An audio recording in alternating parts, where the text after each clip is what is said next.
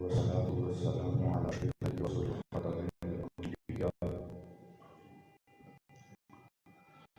وعلى آله وأصحابه الذين هم نجوم الهدى صلوات الله عليه وأولياء ملته خصوصا على غوث الورى وعلماء أهل السنة خصوصا على أحمد والصدق والصحابة والوفاء. قال الله جل شانه في كتابه المجيد وقوله الحق بسم الله الرحمن الرحيم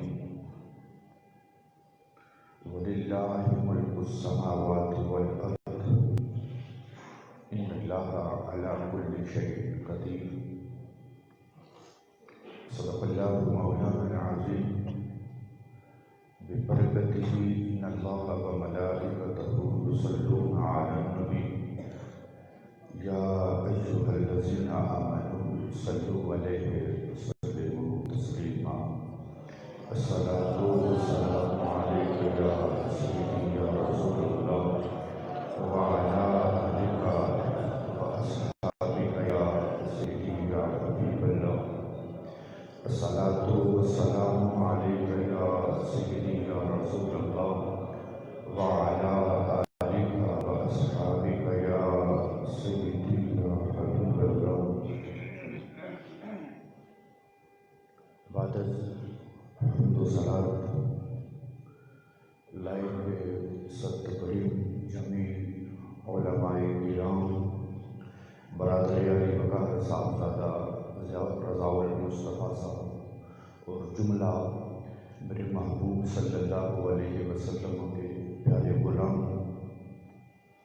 اور رب ذوالجلال کے فضل و کرم سے اور محبوب صلی اللہ علیہ وسلم کی نگاہ عنایت سے ہم سب کو آج کی اس مرور بزم میں شرکت کی سعادت حاصل ہو رہی ہے.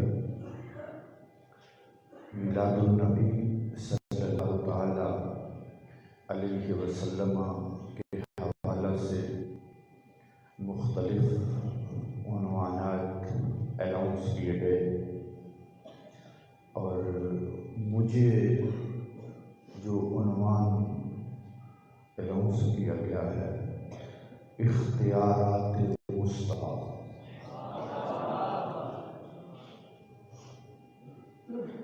ہمارا یہ عقیدہ ہے کہ اللہ رب ذوالجلال نے اپنے محبوب صلی اللہ علیہ وسلم کو مختار کل بنایا ہے.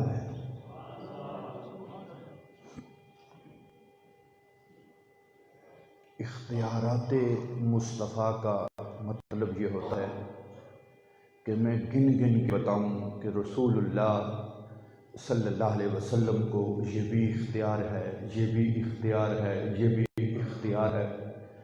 میں شام تک گنتا رہوں وہ ختم ہونے والے ہی نہیں ہیں. ایک لفظ میں بات ہے کہ اللہ رب ذوالجلال نے نبی صلی اللہ علیہ وسلم کو مختار کل بنایا. قرآن مجید فرقان حمید سے سورہ آل عمران کی آیت نمبر 189 میں نے تلاوت کی ہے. رب ذوالجلال ارشاد فرما رہا ہے وَلِلَّهِ مُلْكُ السَّمَاوَاتِ وَالْأَرْضِ، اور اللہ ہی کے لیے بادشاہت ہے آسمانوں کی اور زمین کی. اسی طرح سورہ ملک کی ابتدا میں رب ذوالجلال ارشاد فرما رہا ہے تبارک الذی بیدہ الملک، بابرکت وہ ذات ہے جس کی بادشاہی ہے. اسی طرح قرآن مجید میں متعدد مرتبہ رب ذوالجلال نے یہ ارشاد فرمایا ہے کہ زمین و آسمان کی جو بادشاہی ہے یہ رب ذوالجلال کے لیے ہے. تو اگر قرآن مجید کو ایک آنکھ سے پڑا جائے اور پھر اس بات پہ انسان ڈٹ جائے کہ بادشاہی صرف رب کے لیے ہے۔ اسی طرح قرآن مجید میں ہم دیکھتے ہیں رب ذوالجلال ارشاد فرماتا ہے ان العزت للہ جمیعا، عزت ساری کی ساری اللہ کے لیے،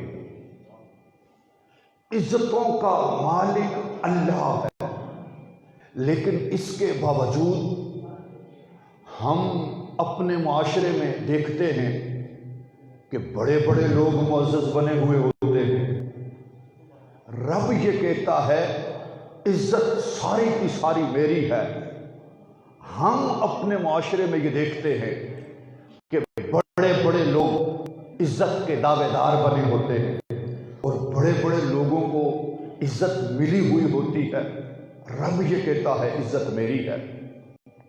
پھر قرآن مجید میں اللہ رب ذوالجلال یہ ارشاد فرماتا ہے العزت للہ ولرسولہ وللمؤمنین، عزت اللہ کی ہے، عزت اللہ کے پیارے رسول کی ہے، اور صدقہ رسول کا عزت سارے مومنین کی ہے۔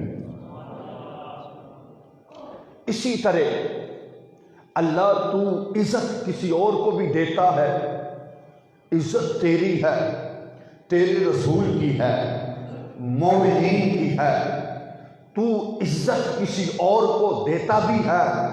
فرمایا وَتُعِزُّ مَن تَشَاءُ وَتُذِلُّ مَن تَشَاءُ، جس کو میں چاہوں عزت سے نواز دوں، جس کو میں چاہوں عزتیں نہ دوں۔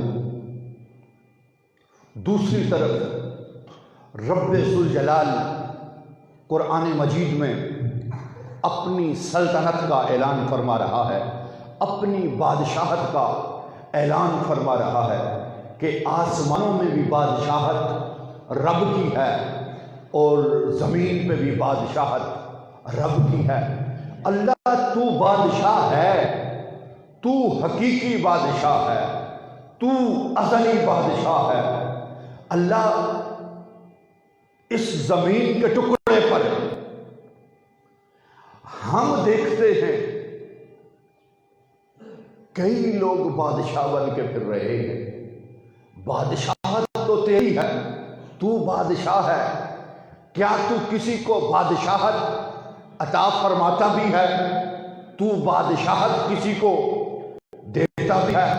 تو اللہ رب ذوالجلال قرآن مجید میں فرماتا ہے وَقَدْ آتَيْنَا آلَ إِبْرَاهِيمَ الْكِتَابَ وَالْحِكْمَةَ وَآتَيْنَاهُمْ مُلْكًا عَظِيمًا، کہا کہ بادشاہت میری ہے لیکن میں جس کو چاہوں بادشاہ بنا لیتا ہوں، جس کو میں چاہوں وہ بادشاہ بن جاتا ہے، بادشاہ میں بناتا ہوں۔ ہم یہ کہتے ہیں کہ نبی صلی اللہ علیہ وسلم مختار کل ہیں، آپ کو مختار کل رب نے بنایا، رب نے آپ کو مختار کل بنایا ہے۔ ہم نے اعتراضات سننا سیکھے ہیں، کرنا سیکھے ہی نہیں۔ ہم یہ کہتے ہیں کہ نبی صلی اللہ علیہ وسلم مختار کل ہیں، آپ کو مختار رب نے بنایا ہے۔ کیا رب کسی کو بادشاہت بنا سکتا ہے کہ نہیں بنا سکتا؟ تو لا محالہ ان اللہ علی کل شیء قدیر، رب ہر چیز پہ قادر ہے، رب ہر چیز پہ قدرت رکھنے والا ہے۔ پھر نبی مکرم صلی اللہ علیہ وسلم کے زندگی مبارکہ کے دینی معاملات ہوں یا دنیاوی معاملات ہوں، شریعت رب کی، نماز رب کی، قرآن رب کا، یہ دنیا رب کی، تو نبی صلی اللہ علیہ وسلم نے ایک ایک جگہ پہ اپنا اختیار استعمال فرما کے امت کو یہ سمجھ دیا ہے کہ جو رب ساری کائنات کا بادشاہ ہے اس نے مجھے مختار بنا کے بھیجا ہے، اس نے مجھے اختیار دے کے بھیجا ہے، نبی علیہ الصلوۃ والسلام ارشاد فرماتے ہیں لولا ان اشک علی امتی لامرتهم بالسواک عند کل صلاۃ۔ اب ہم میں سے ہر ایک یہ جانتا ہے کہ وضو کے 4 فرض ہیں، ہر ایک کو پتہ ہے وضو کے 4 فرض ہیں۔ نبی علیہ السلام فرماتے ہیں اگر میں اپنی امت پہ مشقت نہ سمجھتا میں ہر نماز کے وقت مسواک کو فرض کر دے۔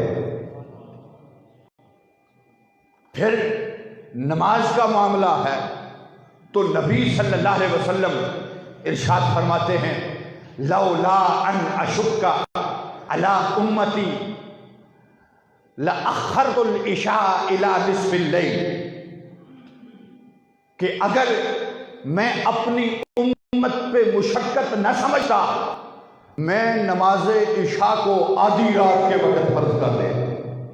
نعرہ تکبیر،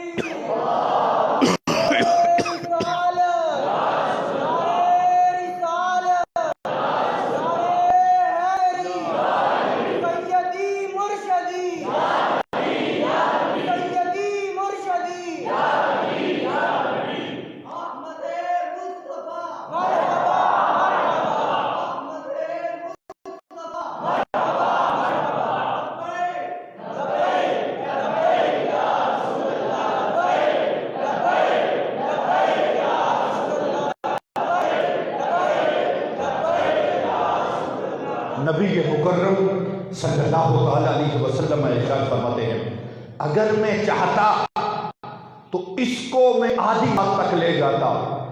تھوڑا سا آگے چلتے ہیں، نماز کے بعد روزہ ہے تو نبی مکرم صلی اللہ تعالی علیہ وسلم کی بارگاہ میں صحیح بخاری کتاب الصوم میں یہ حدیث پاک موجود ہے۔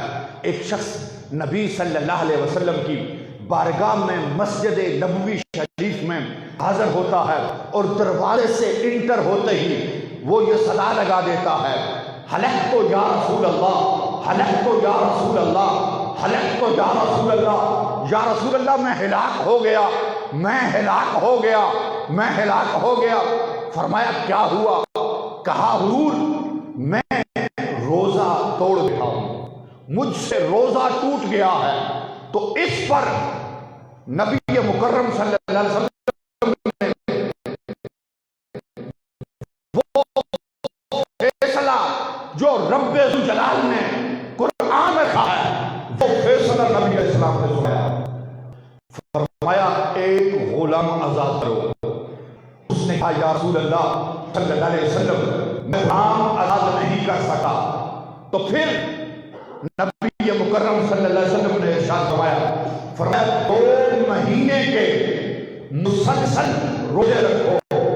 اس نے عرض کی یا رسول اللہ صلی اللہ علیہ وسلم میں 2 مہینے کے مسلسل روزے نہیں رکھ سکتا۔ پھر فرمایا کہ اگر یہ نہیں کر سکتے 60 مسکینوں کو کھانا کھلاؤ۔ تو اس نے کہا یا رسول اللہ صلی اللہ علیہ وسلم میں یہ بھی نہیں کر سکتا۔ ان 3 کے علاوہ چوتھا آپشن ہے ہی نہیں کہ کرنا کیا ہے۔ آج اس دور میں اگر کوئی آ جائے مفتیان کرام کے پاس، علماء کے پاس کہ یہ تینوں کام میں نہیں کر سکتا، کوئی چوتھا آپشن بتاؤ، کوئی چوتھا معاملہ کرو، تو ہر مفتی ہاتھ کھڑک دے گا کہ میرے اختیار میں نہیں ہے، میں کچھ نہیں کر سکتا۔ 3 آپشن قرآن نے دیے ہیں، ان میں سے اگر کوئی کر سکتے ہو تو کرو۔ 3 آپشن کے علاوہ چوتھا کوئی موجود نہیں ہے۔ لیکن شخص بارگاہ رسالت میں کھڑا ہے، نبی علیہ السلام کے پاس تینوں چیزوں کا جواب دے گیا ہے۔ یا رسول اللہ میں نہیں کر سکتا، میں نہیں کر سکتا، میں نہیں کر سکتا۔ فرمایا بیٹھ جاؤ۔ وہ بیٹھ گیا۔ جب وہاں پہ بیٹھا تھوڑی دیر کے بعد کھجوروں کا ایک ٹوکرا آ گیا تو نبی صلی اللہ علیہ وسلم نے فرمایا یہ لو اور اس کو تقسیم کر دو مساکین میں۔ اب وہ اس بات پہ بھی اڑ گیا، یہ بخاری کے لفظ ہیں، اس بات پہ اڑ گیا یا رسول اللہ صلی اللہ علیہ وسلم مجھ سے زیادہ تو مسکین ہی کوئی نہیں ہے، مجھ سے بڑا مسکین ہے ہی کوئی نہیں۔ فضاحک النبی صلی اللہ علیہ وسلم حتی بدت ثیابہ، یہ بخاری کے لفظ ہے کہ نبی صلی اللہ علیہ وسلم اتنا مسکرائے کہ آپ کی داڑیں مبارک نظر آنے لگے، اس کو دیکھ کے مسکرائے ہیں کہ میرا غلام ہے، میں اس کو یہ کہہ رہا ہوں کہ سارے معاملے حل کر رہا ہوں، اپنی طرف سے میں اس کو کھجوریں بھی دے رہا ہوں کہ مساکین میں تقسیم کرے۔ اب اس بات پہ بھی اڑ گیا ہے کہ مجھ سے بڑا تو مسکین ہی کوئی نہیں ہے۔ جب اس نے یہ جملہ بولا نبی مسکرا پڑے، فرمایا اطعمہ اہلک، تو اپنے گھر والوں کو کھلا دے، تو اپنے گھر والوں کو کھلا دے۔ اس سے سمجھ یہ آتا ہے کہ نبی علیہ السلام ہر معاملے میں حاجت روا ہیں، ہر معاملے میں مشکل کشا ہیں، ہر معاملے میں نبی علیہ السلام کو رب نے مختار کل بنا کے بھیجا ہے۔ محبوب جس کو چاہیں، جب چاہیں، جتنا چاہیں، جہاں سے چاہیں عطا فرما دے۔ اعلیٰ حضرت فاضل بریلوی رحمہ اللہ تعالیٰ نے اپنے انداز میں کہا، میں تو مالک ہی کہوں گا کہ وہ مالک کے حبیب یعنی محبوب محب میں نہیں میرا تیرا، میں تو مالک ہی کہوں گا۔ اس کا یہ مطلب نہیں کہ ہم نبی علیہ السلام کو رب کے ساتھ شریک نہیں مانتے، رب کے ساتھ حکومت میں شریک نہیں مانتے۔ شریک وہ ہوتا ہے جو پارٹنر ہوتا ہے، اس کو یہ کہا جاتا ہے کہ آدھی تیری ہے، آدھی میری ہے، آدھا حصہ تیرا ہے، آدھا حصہ میرا ہے، اس کو یہ کہا جاتا ہے، وہ پارٹنرشپ ہوتی ہے۔ اور رب کا شریک ٹھہرانا یہ کفر ہے۔ ہم کہتے ہیں رب کے محبوب ہے وہ، جہاں معاملہ محبوبیت کا آتا ہے پھر رب فرماتا ہے محبوب میں بھی تیرا ہوں، ساری کائنات تیری ہے۔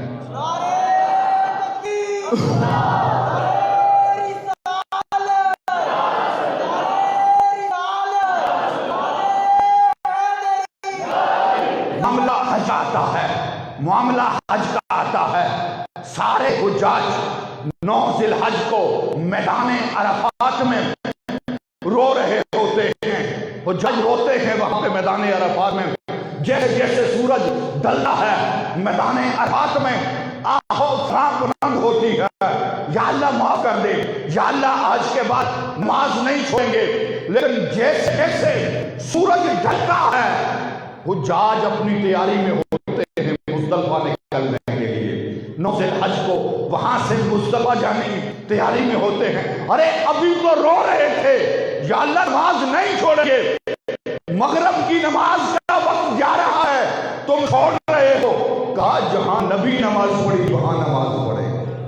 نبی نے مغرب عشاء کے وقت میں مزدلفہ میں پڑھ کے امت کو یہ پڑھایا ہے کہ میرا کلمہ پڑھنے والوں اس میں شک نہ کرنا، فلا وربک لا یؤمنون حتی یحکموا، محبوب تیرے فیصلوں کو جب تک یہ تسلیم نہیں کریں گے یہ تو مومن ہو ہی نہیں سکتے۔ آج بدقسمتی ہماری ہے کہ 14 صدیوں کے بعد بھی ہمیں ثابت کرنا پڑ رہا ہے کہ رب نے نبی کو مختار کل بنا کے بھیجا ہے۔ اتفاق ایسا ہے کلمہ پڑھنے والے ایسے پیدا ہو گئے کہ جن کو ابھی تک نظر بھی نہیں آیا کہ نبی مختار کل ہے نہیں۔ قرآن میں رب ذوالجلال ارشاد فرماتا ہے فَانكِحُوا مَا طَابَ لَكُم مِّنَ النِّسَاءِ مَثْنَىٰ وَثُلَاثَ وَرُبَاعَ، کہ تم نکاح کرو 2 اور تم سے 3 4 جتنی تم میں ہمت ہے تم نکاح کرو۔ ادھر مخدومہ زہرا بطول حضرت علی رضی اللہ تعالیٰ عنہ کے گھر جاتی ہیں، ادھر نبی علیہ السلام سر منبر اعلان فرما دیتے ہیں، فرماتے ہیں جب تک زہرا علی کے گھر میں ہے علی اور شادی نہیں کر سکتے۔ کہیں تو کسی کے ذہن میں سوال اٹھتا کہ آیا علی کے لیے کوئی نیا قرآن آیا ہے؟ علی کے لیے کوئی نئی آیت آ گئی ہے، جو 1.25 صحابہ موجود ہیں، کسی کے ذہن میں خیال نہیں آیا، انہیں پتا ہے جو محبوب بول دیتے ہیں، جس کے لیے بول دیتے ہیں، اس کے لیے وہ شریعت بن جاتی ہے۔ یہ رب ذوالجلال نے محبوب علیہ السلام کو اختیارات دیے ہیں، پروٹوکول دیے ہیں۔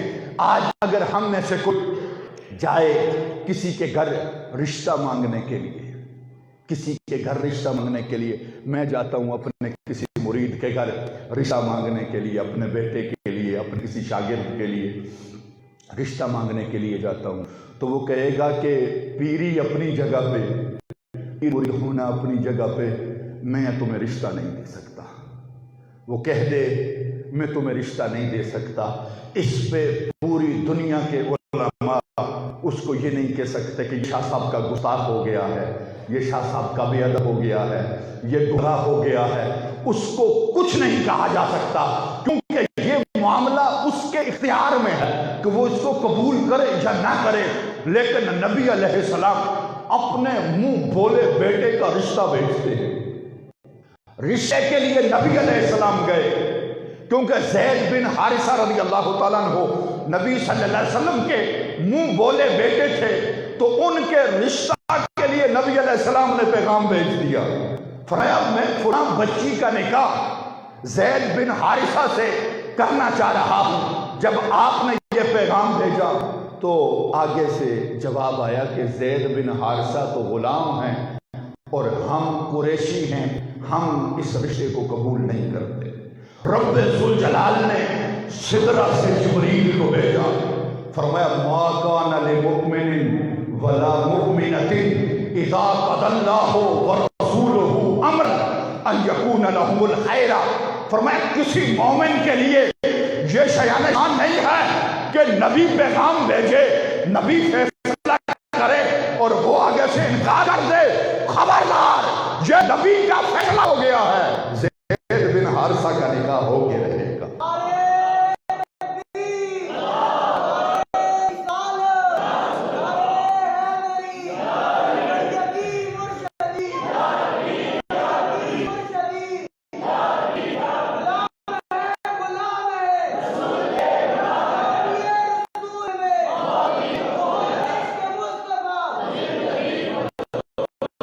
یہ تو تھے دینی معاملات، نماز کے معاملات، حج کے معاملات، رشتوں کے دینی معاملات۔ دنیاوی معاملات میں ہم دیکھیں کہ محبوب علیہ السلام کتنا تصرف رکھتے ہیں، کتنا تصرف کرتے ہیں۔ نبی علیہ السلام کو رب نے کتنی بڑی سلطنت کا حاکم بنایا ہے، حالانکہ جہاں تک نبوت کا دائرہ کار ہے وہاں تک نبی کی حکومت ہے، رب خالق ہے، اس نے اپنے نبی کو مالک بنایا ہے، رب خالق ہے، محبوب کو مالک بنایا ہے رب نے، رب خود مالک بنا رہا ہے۔ اور جنہیں اکیلا نہیں، صحابہ کرام رضوان اللہ تعالی علیہم اجمعین نے اس کا اعلان کیا کہ نبی صلی اللہ علیہ وسلم مختار کل ہیں۔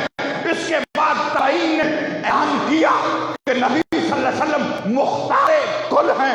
قاضی عیاض نے اعلان کیا نبی صلی اللہ علیہ وسلم مختار کل ہیں۔ شیخ محقق رحمہ اللہ تعالیٰ نے مدارج النبوہ کی دوسری جلد میں نبی علیہ السلام کو مختار کل لکھا ہے کہ رب نے نبی علیہ السلام کو اختیارات عطا فرمائے ہیں۔ یہ نبی علیہ السلام کی حکومت تا صبح قیامت رہے گی۔ حضرت سیوطی رحمہ اللہ نے خصائص کبریٰ شریف میں آپ کو حاکم لکھا۔ مولانا خلیل احمد امبیکوی سہارنپوری ابو داؤد شریف کی شرح لکھ رہا ہے۔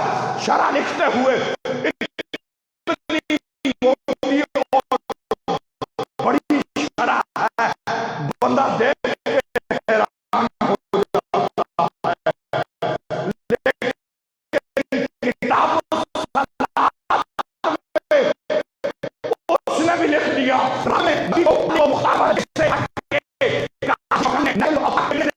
کی جو کتاب ہے اس کی اس نے منتقل اخبار نیل الاوطار وہ 8 جلدوں میں ہے، وہ بھی لکھ گیا کہ نبی علیہ السلام کتنا پورا ایک حوالے ہیں کہ جس میں انہوں نے نبی علیہ السلام کو مالک مختار مانا ہے۔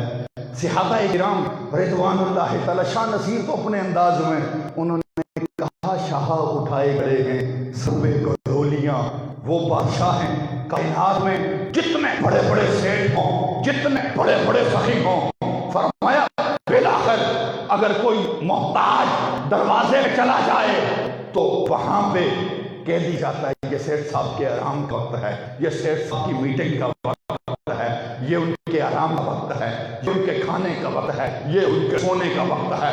روئے زمین پر ایک دربار ہے جو 24 گھنٹے سائلین کے لیے کھلا رہتا ہے، وہ دربار مصطفیٰ ہے۔ کہاں سے خیرات بڑھتی ہے؟ وہ دربار مصطفیٰ ہے۔ شاہ نصیر نے کہا شاہ اٹھائے کھڑے ہیں سروے گڈھولیاں روزہ کے ارد گرد، فقیروں کی ٹولیاں روزہ کے ارد گرد، فقیروں کی ٹولیاں حضور جانتے ہیں، ساخانوں کی بولیاں لمبا ہیں، آنکھیں بند ہیں، پھیلی چولیاں، کتنے مزے کی نیند میرے بات۔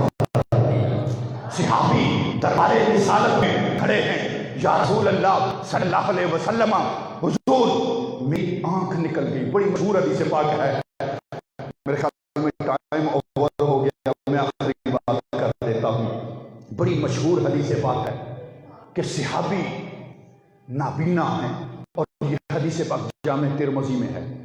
صحابی نابینا نابینا صحابی نے دربار رسالت میں چلے گئے، یا رسول اللہ صلی اللہ علیہ وسلم میں اپنی بینا نہیں ہوں، میں اپنی آنکھوں سے تنگ آ گیا ہوں، حضور آپ کے پاس چلا آیا ہوں، مجھے آنکھیں